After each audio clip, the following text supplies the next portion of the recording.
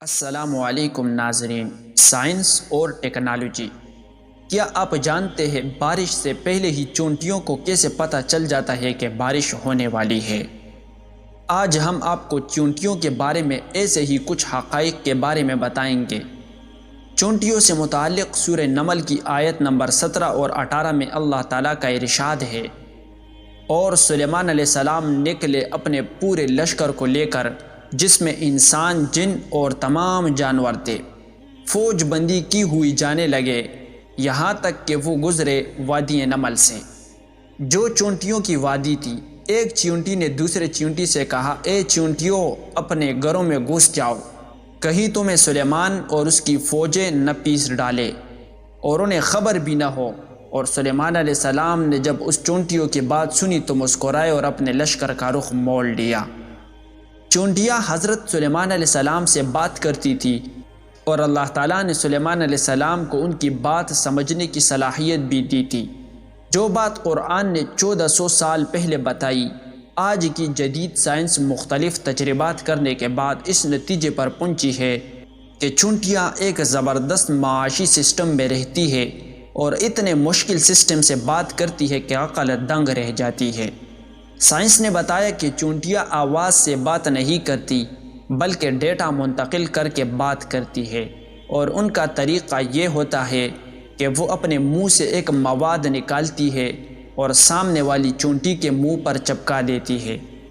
دوسری چیونٹی اس سے سارا پیغام ڈیکوڈ کر کے سمجھ لیتی ہے۔ اس لیے آپ نے اکثر دیکھا ہوگا کہ چیونٹیاں چلتے چلتے رک کر دوسری چیونٹی کے منہ سے منہ لگا کر آگے چلی جاتی ہے۔ یہ وہ عمل ہوتا ہے جس میں وہ ڈیٹا منتقل کرتی ہے۔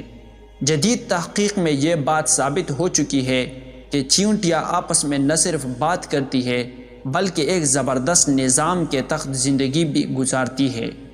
آپ نے اکثر دیکھا ہوگا کہ بارش سے پہلے چیونٹیاں اپنے گھر کے باہر گول چکر لگانا شروع کر دیتی ہے اور مٹی کے پہاڑ بنا لیتی ہے تاکہ بارش کا پانی ان کے گھر میں نہ آ سکے۔